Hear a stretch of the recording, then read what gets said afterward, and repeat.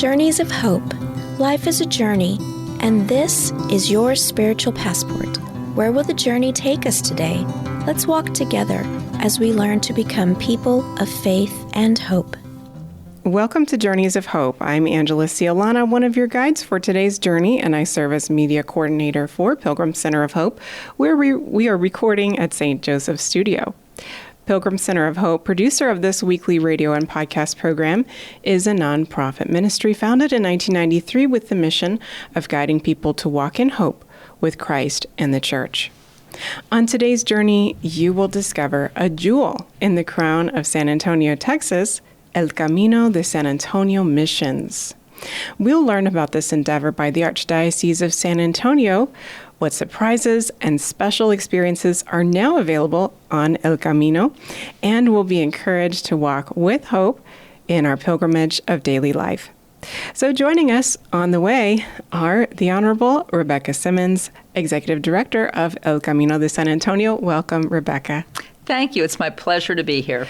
Oh, it's such a pleasure to have you. And we are also joined by El Camino's pilgrimage manager, Nikki Mata. Welcome, Nikki. Thanks. It's exciting to be here.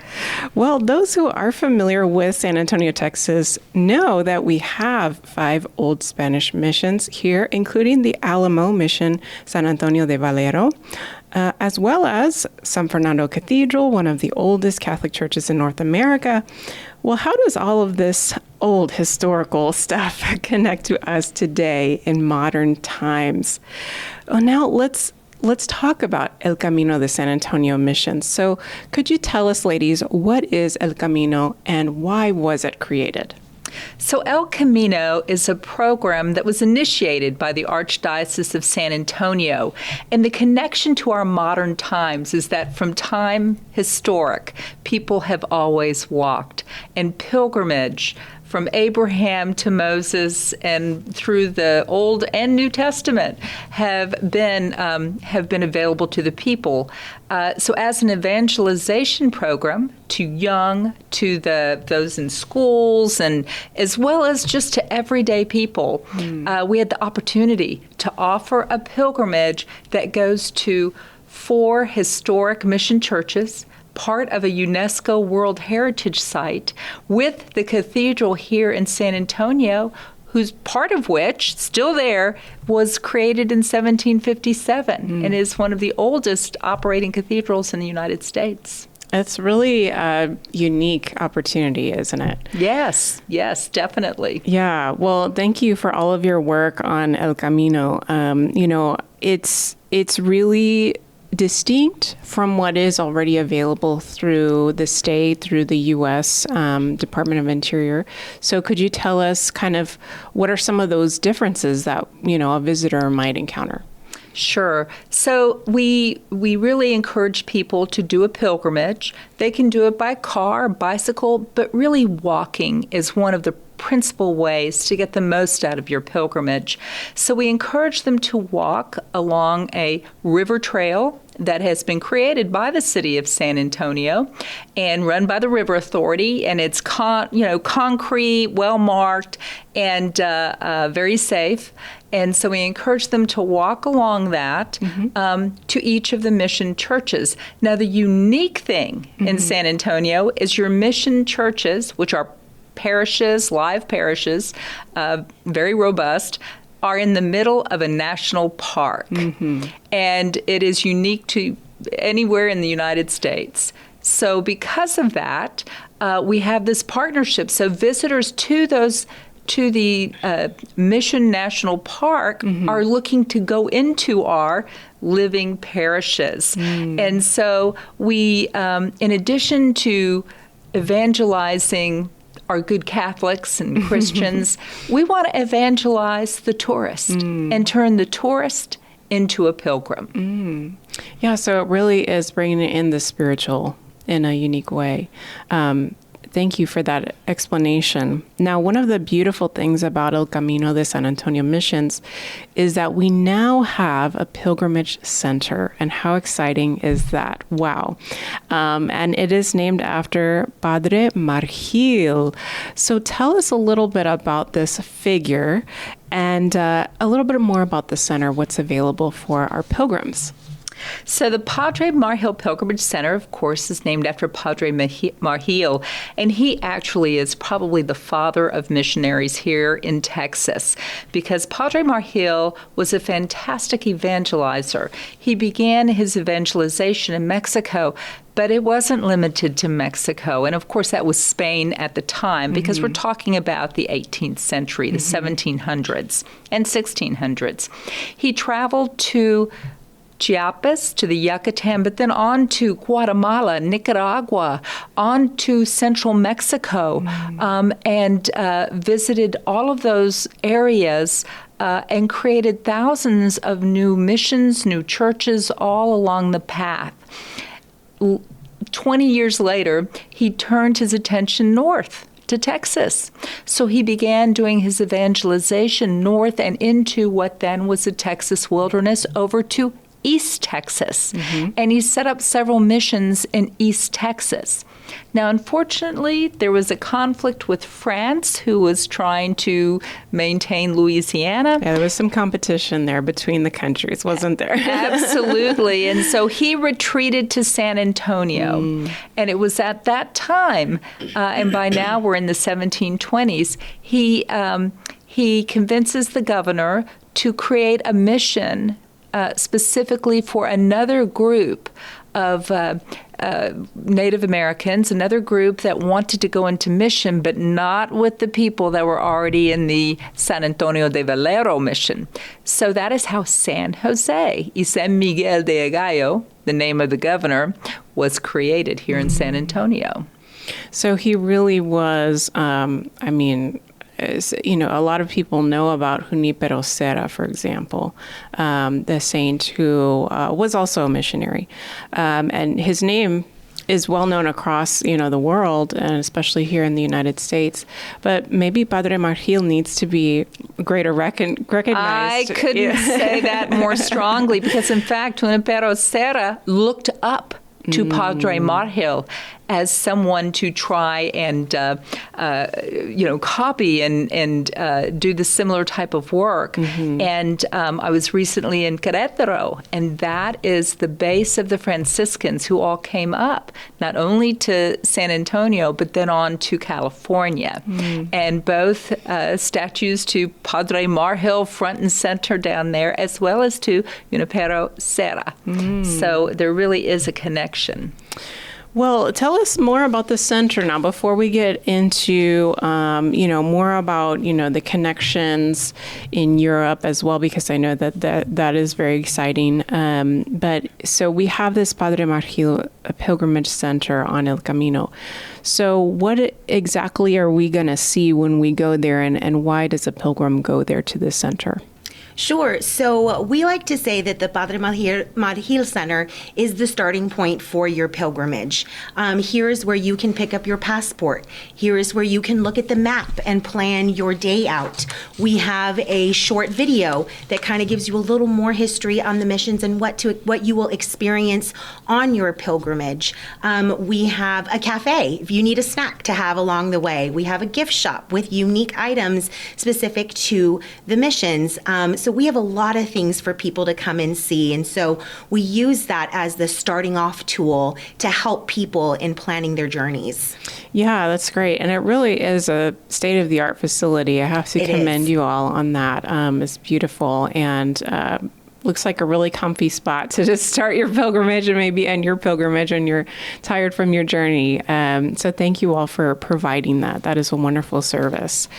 So now one of the special things about El Camino de San Antonio missions, this pilgrimage walk that people can take here in San Antonio, is that there is a connection with El Camino de Santiago in Europe. And that is an ancient Camino. Usually when people hear the Camino. That's what they're referring to. So let's talk a little bit about some background on that Camino, if you could, and what is our connection here in San Antonio? So El Camino de Santiago is basically a pilgrimage that was most popular during medieval times, and it is a pilgrimage to the tomb of St. James, and it's in the Cathedral of Santiago, and thousands of pilgrims over the course of time have made that journey from all over Europe. There are pilgrimage routes that lead from England to what is now France, what is Germany, the Jacobin. There are pilgrimages that come from Ireland all over to get to Santiago, and it is extraordinarily well known. The connection is that El Camino de Santiago has become ever more popular. Once again, it's becoming a true spiritual walk to Santiago for thousands of people every year. And so because we are a Spanish site, our missions were all created via Spain, we approached El Camino de Santiago to ask them if it would be possible to partner with them. Wow. And they were very excited about it. We're both UNESCO World Heritage Sites, and so we have our Spanish connection, and also they knew Archbishop Gustavo. And so they were very positive about joining with us on this, and they gave us 30 kilometers credit. You know, it takes 100 kilometers of walking to obtain a Compostela from the Spanish El Camino. For us, our route is about 30 kilometers.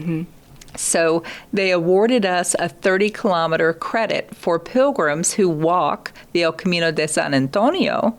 Then they only have to walk 70 kilometers if they go to Spain and the English route. And they awarded this specifically to one of the several routes that you can go on. But this was the English route that they awarded it. So you take your Compostela, which you will be awarded in San Antonio if you walk this pilgrimage, and you take it to Spain. And we've already had people who have produced their Compostela from San Antonio, and they're given their credit. And the most exciting thing to me is on the Compostela from Spain, it always has where you started. And it is listed on that Compostela, San Antonio, Texas. We are considered part of the English route. You can start here. Wow, that is fantastic. And just so in case anyone is not familiar with the Compostela, it's kind of like a passport, pretty much, like a pilgrim passport. Well, there is a passport. Okay. But then there is a certificate. And it's a really lovely certificate in Spain. It's kind of on a parchment-y type of, or not, pseudo-parchment type of paper that people often frame. And that's your certificate of the completion of a pilgrimage. And in the old days, you used to take a shellback to start with to prove to your village or wherever you came from you had been there, but you also took a Compostela, the official document proving from Santiago that you had completed that pilgrimage. And so we have one as well. We have passports that Nikki alluded to, but we also have Compostelas for those who walk. If you don't walk and you want to go by car or by bicycle, you can get a Peregrino certificate. Okay. But that does not entitle you because Santiago requires you to walk. So you don't get any sort of benefit in terms of mileage. Sure, yeah. So it's that traditional using your whole body to, encounter the Lord on pilgrimage. And Nikki, if you could talk to us a little bit more about the passport, what does that entail, and what does it look like? Sure. Yeah. So in Spain, it's called the credencial. And so here, we call it passport. And it's exactly the same thing as what you would find in Spain. We kind of mimicked ours based on Spain. So it's a piece of paper kind of that rolls out. It has different squares for your stamps. It has places to put your dates. It has a prayer, the Camino prayer on there, the Pilgrim's prayer that people use when they walk on the Camino in Spain. But we also have a children's passport. Awesome. That is a little bit different. Well, it's a lot different than the adult passport. It gives the child an activity to do at each mission and of to interact them with nature and the mission church itself. And then there's a place for a stamp on their passport as well. So they're really two unique little things that we have here to San Antonio, along with the Peregrino certificate. So in Spain, you don't get a Peregrino certificate, but here we do offer that for those people who want to experience the missions. That's really exciting. And, it is that almost today, a lot of times we hear about gamifying things.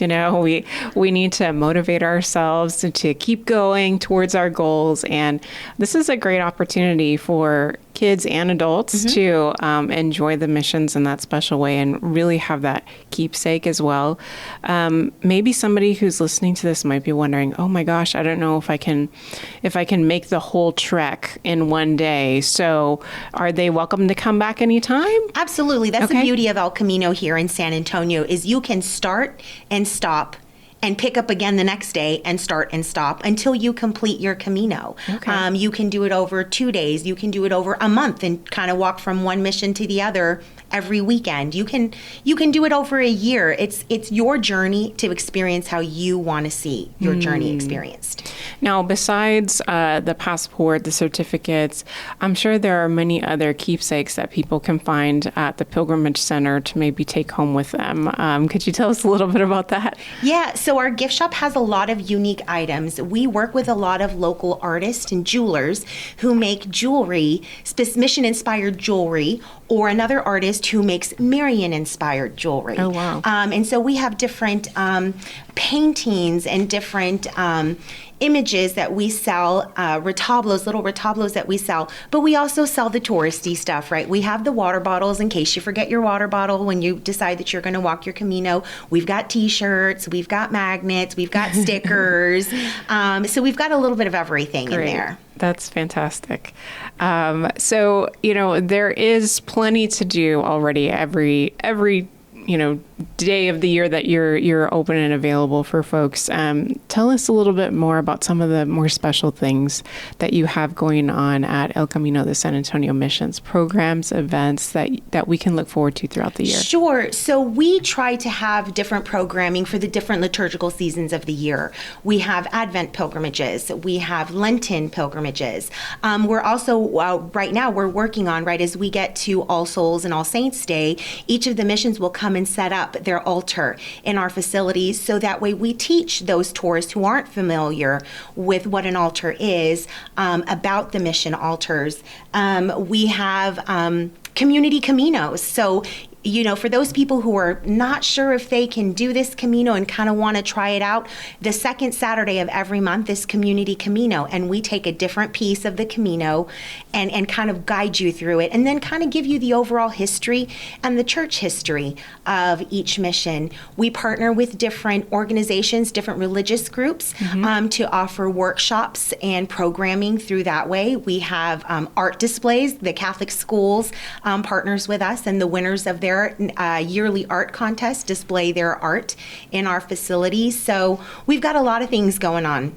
That's really exciting. And I know one of the things that that is important to El Camino as well is, displaying that historic story of San Antonio, right? Through these different events, the history that is past, the history that will come, through what is happening right now in the community. And that's one of the beautiful things that I see you all doing. And thank you so much for all of that wonderful work. One of the things that is coming up, of course, we're recording this before we start looking at the Jubilee year. Yes. 2025. So that's going to be the year Pilgrims of Hope. And so, hey, what better place than Pilgrim Center of Hope to be talking about this, right? I would love to hear a little bit more about what are the opportunities that might be available on El Camino de San Antonio missions for 2025. Well, we are really lucky. So No, unfortunately, no doors. Those will be in Rome, but there are designated pilgrimage sites in San Antonio. And before you get into that, just so folks might not, if you don't know about the Holy Doors for a Jubilee year, that is associated with an indulgence. And so that is a whole separate kind of pilgrimage journey that folks can take. So those will be exclusively in Rome available, but certainly we have these opportunities for pilgrimage here. Right. There's some designated churches, and thankfully, each of our mission churches, as well as the cathedral, as well as the pilgrimage center, have all been designated as pilgrimage sites for which you can obtain a plenary indulgence. Oh, beautiful. Yeah, it is really remarkable. So we are working right now with those mission churches, with the cathedral, to come up with some special planning of what we want to do at the center, what we want to do kind of as a dedicated pilgrimage, perhaps, related to that. And so we already have the dates when Archbishop and the different bishops will be at each of the mission churches. Bishop Gary has already planned a large pilgrimage geared toward young people, and that will be in April. Oh, so things are already moving and hopping towards our Jubilee year to make it a very fulfilling one. Oh, great. So if somebody, is interested in learning more about this, how can they keep in contact and keep informed?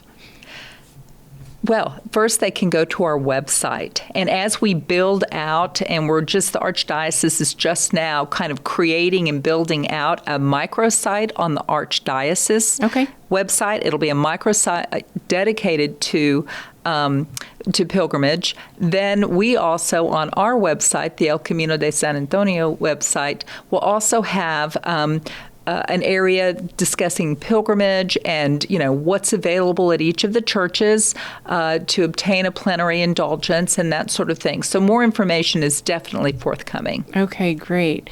Now, here on Journeys of Hope, we like to incorporate some of the faith aspects of it, right, as we're making this pilgrimage. As two ladies of faith, who are working for El Camino, I'm really curious to hear, what kind of impact has working for El Camino had on you, and what kind of things have you been learning as you're encountering these pilgrims? So I know that when I came on, I will be honest and say I knew nothing about the missions. I had worked for the diocese for 12 years previously, had done events at each of the mission churches, but never understood what the mission churches were. Mm-hmm. So coming on, it's learning not only the history of the missions and why they're in San Antonio, but that this is the birth of our Catholic roots here in San Antonio. And the Catholic Church here in San Antonio wouldn't be here if these missions hadn't been started 300 years ago. Mm. So it's a recognition of the significance of, that connection for you, right? That beautiful opportunity for us to understand the history that has created the situation that we have, the blessed opportunities that are plentiful in San Antonio, right? I mean, this is such a faith-filled city. So that you two are connected to the very roots of that is really a privilege and a blessing. It's totally a privilege. And I've got to say, one of the things that has struck me, I was very intrigued by the missions for a long, long time, and would take my religious education classes down there, and we would have a picnic and mariachi mass. But really taking people on pilgrimage and helping to reveal the story of the sacred space of the missions. Not that they're just old buildings. They are living, faithful places. Is just wonderful, and it's remarkable what their stories are. I mean, I think I have learned more from the pilgrims that I've accompanied, really, than through any book. It's been a real joy to be, and a privilege, as you mentioned, to be able to kind of reveal what I know, but get a better understanding of what they bring in terms of faith and stories to our mission. Yeah, here at Pilgrim Center of Hope, we the concept of pilgrimage is so close to us, and we'll be getting into that more in our second segment with you too. But the idea that of pilgrimage is so rooted in who we are as human beings, right? That we have this this origin in God, and that we're seeking something greater than ourselves. When people come to the missions, maybe sometimes they come as tourists and they just want to see this old stuff that's really significant. But I suspect, maybe you can testify to this, that, as they see so much history and the number of lives that have been affected by the missions, the communities that have been formed around the missions, that they may wonder, what are some more connections that relate to this place that also relate to me in my life? Yes. And what did these people hope for that lived here at these missions? What did they dream of? What were their families like, and how does that relate to me? And I thank you for kind of bringing back that spirit in the missions in, of course, a unique way, because as you say, that there are continuous, faith parishes, faith expressed through the parishes that are there in the mission churches. But to really have them as these places of pilgrimage and the spiritual connection is very important. So thank you all for that. Well, folks, you are listening to Journeys of Hope, produced by Pilgrim Center of Hope, and we are blessed to have with us, first of all, Rebecca Simmons, Executive Director of El Camino de San Antonio Missions. We also have Nikki Mata, who is a pilgrimage manager, and they've been sharing with us about this beautiful Pilgrim Way in San Antonio, Texas, that, as Rebecca was saying, is now connected to the Camino in Europe. And it's a wonderful opportunity for us to learn more about all that's available in this new, but very old Camino in San Antonio. So we're going to take a short break. We invite you to stay with us, learn more about this Camino, but also in our second segment, we're going to dive a little bit deeper into the layers behind El Camino. We're going to find that hope and inspiration for our daily journey. So thanks for listening to Journeys of Hope. We'll be right back after this short break. Stay with us. You're on the everyday journey of life, and sometimes it's tough to keep hope alive. Well, that's why Pilgrim Center of Hope is here for you. Not only does Pilgrim Center of Hope provide you programs like Journeys of Hope, but did you know you can also find other helpful media productions from Pilgrim Center of Hope on our website, pilgrimcenterofhope.org. Every first Friday, take an audio retreat with Jesus called Meet the Master. Every third Thursday, have a social with the saints. And our new series, Who is the Man of the Shroud, meets at the intersection of faith, true crime, science and medicine, history, art, and much more. Find it all at pilgrimcenterofhope.org or on your favorite podcast app. And keep hope alive in your daily journey. Pilgrim Center of Hope, guiding people to Christ.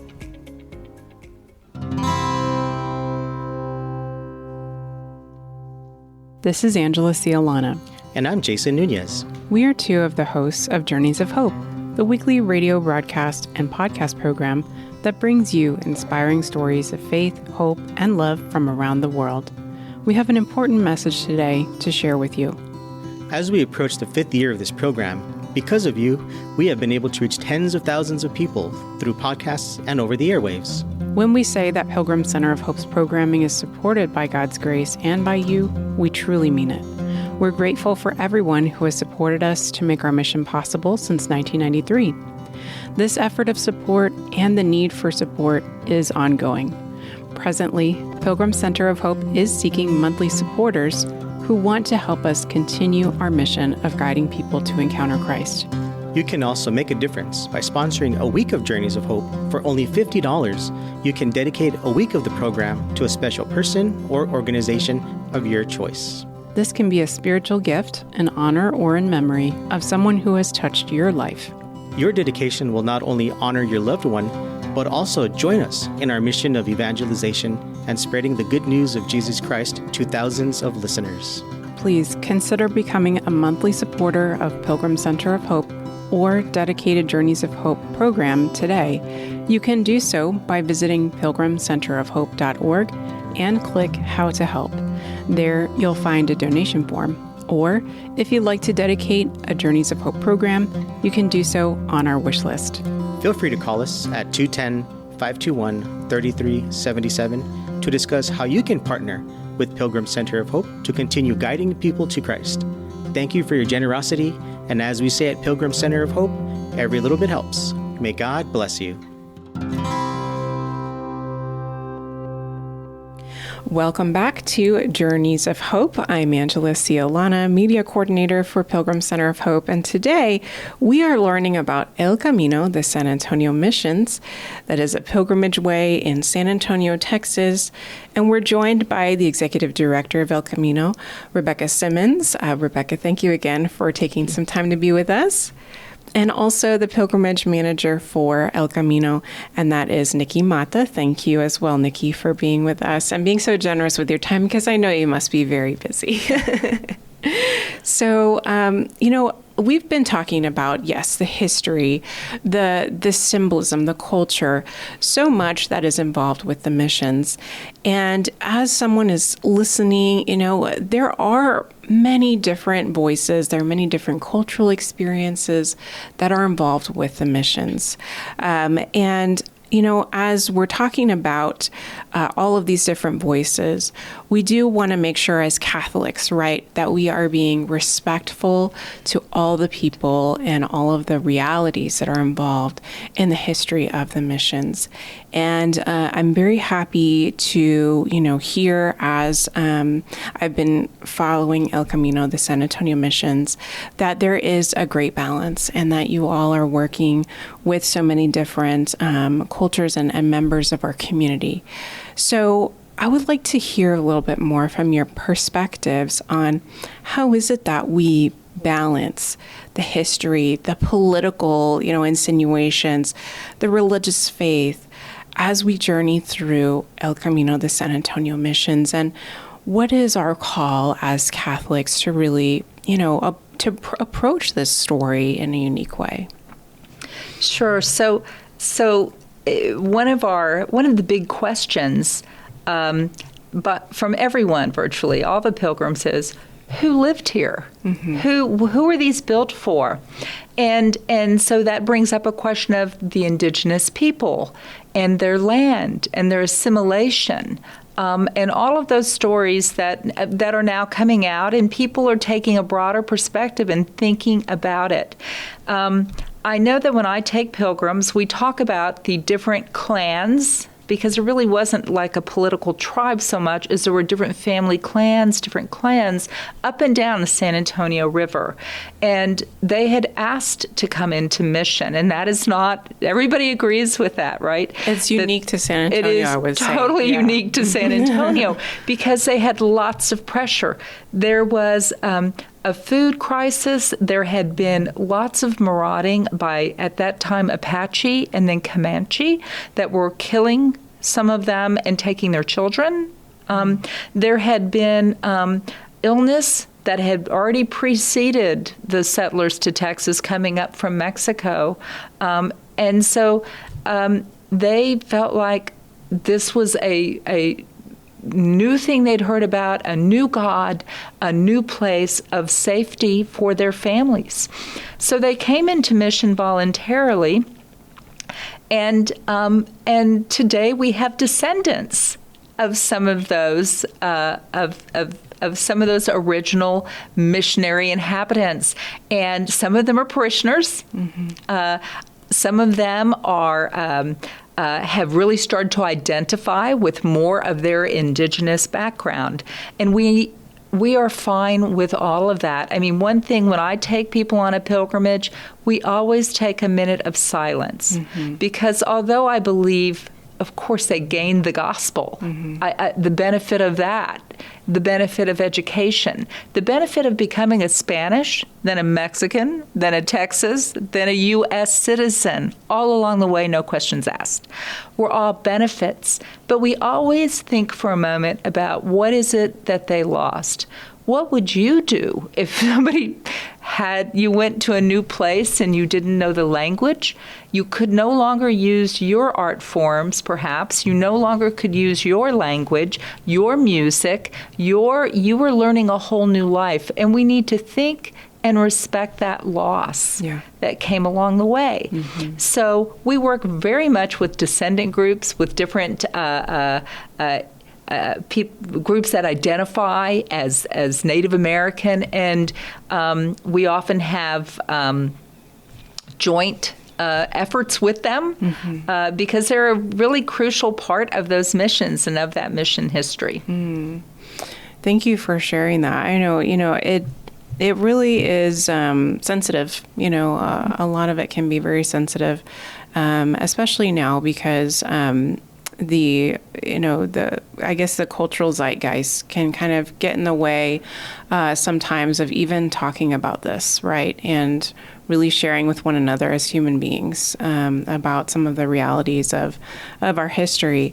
But it is very important, and so thank you for sharing that and for continuing to build bridges.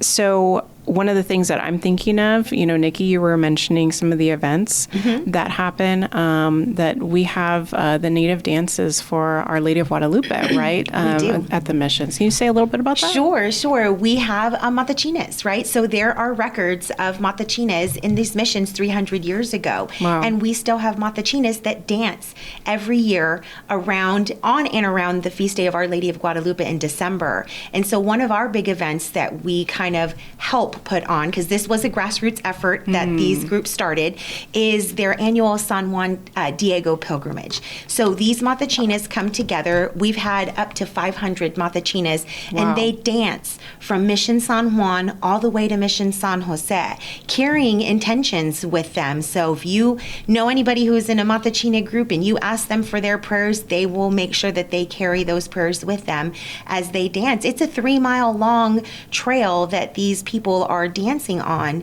and once they get to San Jose, then it's a big celebration, and they all dance on the grounds, and they dance in the church, and they dance by the statues of the Virgen that are there on the grounds, and it's an incredible sight to see. It brings tears to my eyes when I see it. There's something for if you're listening, you're not from San Antonio, maybe you don't know about matachinas, but these are Indigenous people who have, through, also there was some Spanish influence as well, have incorporated the sacred act of dance into their prayer. And especially during Our Lady of Guadalupe's feast day, this dancing is part of the community prayer, I should say. And I remember, some of the first matachinas that I witnessed within the context of a mass. Again, it brought tears to my eyes. I thought about all of the people who had passed on this dance to their forebears, to their descendants. And how special that was for them to show their way of worship and prayer that they continue to share with the rest of the community here in San Antonio. I mean, talk about a treasure, right? That is something that being a World Heritage Site, that is part of the world's heritage. It's beautiful. As we continue to talk about this spectacular El Camino, the San Antonio missions, let's talk about the place of pilgrimage for us in building that bridge with our, you could say, our religious or faith culture, and the wider secular culture, right? Because as you mentioned, Rebecca, a lot of people come and they want to see these, special places. But something that you're trying to do is to kind of awaken that spirit within them. So could you speak a little bit to how can we do that? How do you do that at the Pilgrimage Center? To sort of invite people in who may not consider themselves people of faith? Sure. So we are in the process of creating a docent program. And a docent is just a fancy word for a volunteer. And so we are training these volunteers who want to help kind of evangelize these tourists to turn into pilgrims by just being able to welcome them, right? To welcome them into the church. A lot of people visit these missions and don't realize that they're living parishes. They think they're just buildings that they're coming in to see. They think they're museums. And so these will be the first line of people that they encounter when they visit the missions. And just to be able to answer questions. I know that I've been in, several pilgrimages or just kind of been sitting in the churches on little breaks, and you ask people, do you have any questions? And they'll say no. And you give them a minute or two, and they'll come back to you and talk to you for 10 or 15 minutes because they do have questions. And so it's just trying to just teach these people, a little bit more about what this place was like and what these Franciscans, what their mission was when they first came to Texas. Mm-hmm. Rebecca, you spoke a little bit about, guiding people through the missions with that unique perspective of faith. I remember once when we were talking, you shared about children and how they have these beautiful questions about the missions and the things that they see. What have you learned from their questions and their observations and how they interact with the missions? What have you learned about the missions, about this experience of pilgrimage? So the children are exceptional because, particularly if they're not Catholic, so they come in, and I've had questions such as, who are that man and woman? And it's Mary and Jesus. They think they're married, but we talk about them being parents. They're very open, and they will ask the questions that their parents won't. And so I really enjoy that, because through that question with the child, which is, why is that light on? What are all these candles for? What happened in here? Are Indians still here?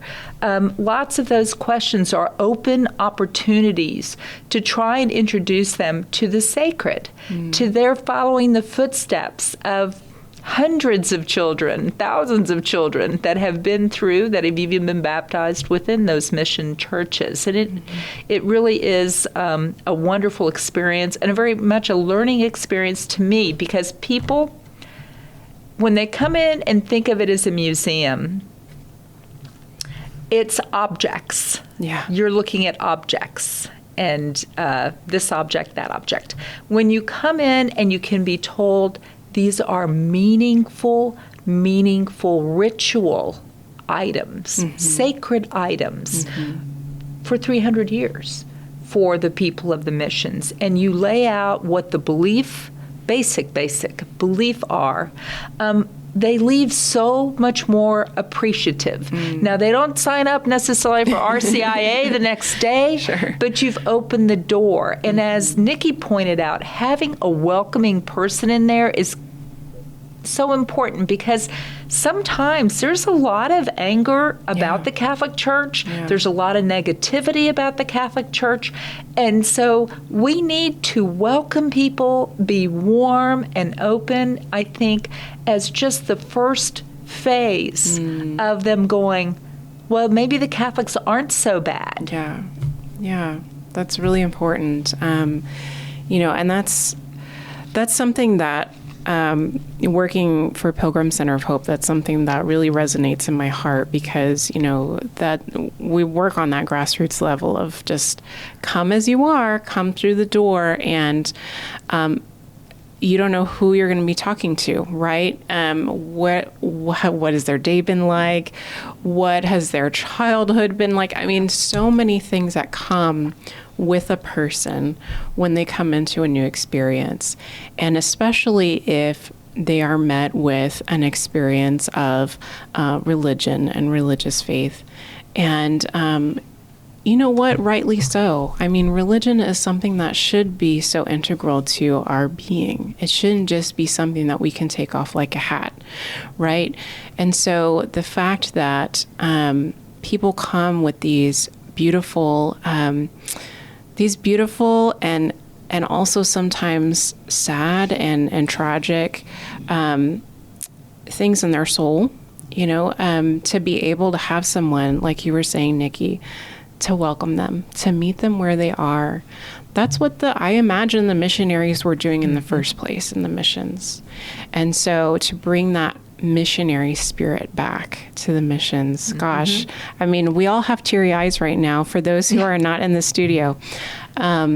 It's a great gift from the Holy Spirit to be able to bring that back. So, for everybody listening, I mean, please support El Camino de San Antonio Missions. Spread the word, because this is, as we've been saying, it's an opportunity for evangelization that can really meet people wherever they are, whoever they are, whatever situation and background and wherever they're coming from. And we have so many people like that come to San Antonio, right? Can you share with us a few stories, maybe from your experiences of people that have visited the missions and maybe how it's impacted them, religious or not?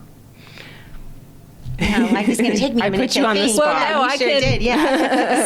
So sometimes we get these testimonials. Yeah. And I just looked at one, and it was from Ashley, and she'd gone on pilgrimage with her church, and she, like most people in San Antonio, had no idea about the faith history and the what the missions were, what they accomplished.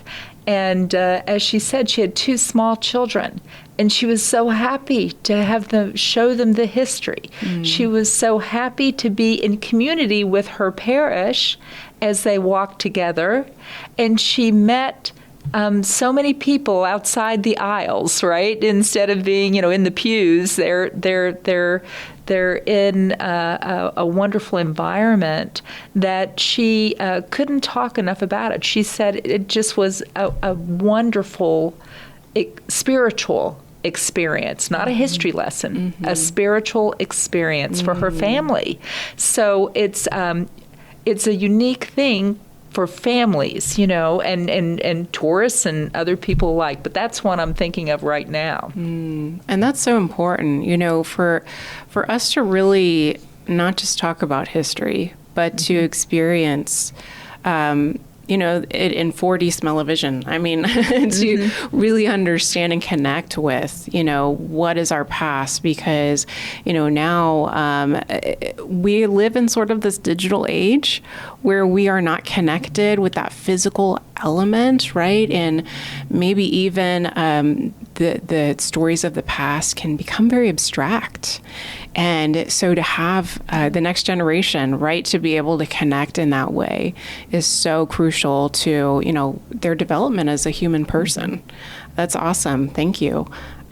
Nikki, what kind of impressions do people have when they're coming through, and what impact do you see people having? So a lot of the comments that I get when we lead these groups on pilgrimages is the majority of people are native San Antonians or have been here in San Antonio a very long time and maybe visited the missions when they were younger in school, because, right, you have Texas history and the missions is included in your Texas history lesson. So you came once or twice on a field trip to the missions. And so having them come back as an adult and then not only relearn the history of the missions, but to then see the missions on the opposite side, to see them from the faith-based Catholics that they are, it's a different experience for them. They don't realize, that The Franciscans were around. They didn't realize that these were built by, the indigenous people that were here in this area for many, many thousands of years before,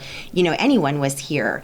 It touches them in a different way that then they go on and now plan a personal pilgrimage for their families, for their friends. They now want to go on to Spain to continue the experience that they felt, the feelings they felt on pilgrimage. Yeah, that's huge. I mean, just coming to make a little visit, and then all of a sudden, wow, this gate just opens, and the floodgates are, everything's flooding in for them. I would love to hear more for those who are interested in making that personal pilgrimage through El Camino de San Antonio missions to any one of the missions. What kind of preparation do you recommend? And at what point do you recommend that they come in and visit the Pilgrimage Center? So we encourage everybody to come and visit the Pilgrimage Center. If you're ready to go on a pilgrimage now, or you're planning to go on one a year from now, come and visit us so we can kind of help you prepare for what that experience can look like for you. For those of you who are ready to go on pilgrimage today and are ready to hit the ground running, it's kind of a twofold preparation, right? So you've got the spiritual preparation. Go to Mass, go to reconciliation, maybe attend adoration. Find out what you are seeking from this pilgrimage. Are you walking with an intention for a family member? Are you walking with a personal intention? Are you walking in thanksgiving for something that has happened in your life? So kind of that's one part. The second part is going to be the logistical preparation, right? So I know that there are a lot of people that say, oh, I'm fit and I go to the gym and I, X, Y, and Z. But when you have to put on walking shoes, tennis shoes, and walk 18 miles is a whole different experience. So walking feet, right? Walking feet are important. Water bottles are important. So we have water bottle filling stations at each of the mission stops. You won't find very many along the river between the missions, but bring a refillable water bottle. Bring some snacks in case that you get a little hungry along the way. Wear comfortable shoes, right? I said walking feet, comfortable shoes, and weather-appropriate clothing. We live in Texas where the sun beats down, 360 days of the year. So sunscreen, hats, caps, umbrellas, those are all important. And then kind of then be ready to be open to what you will experience as you walk. Disconnect, leave your cell phone at home, or maybe don't leave your cell phone at home because you might get a little lost, and that's okay. But we can put it down for a few minutes. Put it away, put it in your pocket, put it in your backpack, and just disconnect. Oh, those are great tips, Nikki. Thank you. Something that we tell our pilgrims here at Pilgrim Center of Hope is LLPP. Look, listen, pray, ponder. Love it. Great. So that's great. Look around, see what you see, listen to the explanations or whatever it is that the Holy Spirit is saying. Then you start to pray, right? Pray about, whoa, how is this impacting me? Let's ponder, what else do I want to learn? What else? How can this? How can I go on beyond this place and take this with me, this experience? And then comes the last P, which is pictures, right? Yes. So LLPP is a little tip that I'll give to everybody listening from Pilgrim Center of Hope. Now, that's a wonderful guideline for a personal pilgrimage. What about those who may be involved with a group, with a school, with a parish, and they're listening and they're so excited to have a pilgrimage for their group on El Camino? What would you recommend for them? Sure. So I would recommend contacting us. Our phone number is on our website. I'll give it to you now. It's 210-328-3939. Give us a call and let us help you work through the logistics. Let us help you figure out how you want to experience your pilgrimage. We will put together a personalized pilgrimage aid for you based on what you're expecting from the day. Are you wanting to learn about the namesake of the mission, right? So the different saints that the missions are named after. Do you want to talk about Mary? Do you want a specific Advent-themed pilgrimage? We will work with you to kind of customize that for the experience you're looking for your group and for your school as well. That's awesome. And, you know, sometimes people are really excited about going on pilgrimage and they don't even realize all the little logistical details that can be involved, right? In putting together a pilgrimage. You know, even when it comes to like, well, how many bathrooms are there and how many people do we have? And even what are the special needs that someone might have? And of course, transportation, that's a big one as well. So, thank you for that. That service alone for the people of the visitors of San Antonio is fantastic. So is there anything else, ladies, that you want to share about El Camino de San Antonio before we wrap up this spiritual pilgrimage here on Journeys of Hope? Well, I would just say, you know, we're lucky in San Antonio that from the fall to the spring are a wonderful time to Camino. And if you're intrepid and you get up early, an early summer morning is just fine, right? Nothing past about 10 o'clock, but early enough so that you can do this at your own pace with your own prayers and intentions. Beautiful. Thank you all for being here. And it all goes back, I think, to something that you said, Nikki, which is to consider, why am I going on this pilgrimage? What we tell our pilgrims here at Pilgrim Center of Hope is we bring them back to those words of Jesus, right? What are you looking for? That's what he asked the first people that approached him, right? What are you looking for? And that's something that every human being can answer in their soul. And sometimes we need help, but that is an important starting point for all of us on our journey. Well, this brings us to our jewel for the journey. As is our tradition, we want to give you a jewel, a spiritual gem that you can reflect on throughout the week. And this week, we will reflect on some words from Padre Margil. And apparently, these are at the Pilgrimage Center. He said, "Do you dare go with me to set the world on fire?" What a missionary. That missionary spirit, that missionary heart. May we continue with that in our hearts as well. And together, let's pray as Jesus taught us. In the name of the Father, and of the Son, and of the Holy Spirit. Amen. Our Father, who art in heaven, hallowed be thy name. Thy kingdom come, thy will be done, on earth as it is in heaven. Give us this day our daily bread, and forgive us our trespasses, as we forgive those who trespass against us. And lead us not into temptation, but deliver us from evil. Amen. In the name of the Father, Son, and Holy Spirit. Amen. Fellow pilgrims, as we go forth into our daily pilgrimage of life, we invite you to come visit Pilgrim Center of Hope as well. Learn more about our threefold ministry of events, media outreach, and pilgrimage journeys. We are a nonprofit ministry. Join us and El Camino de San Antonio missions in this mission of evangelization as we guide people to Christ and the church.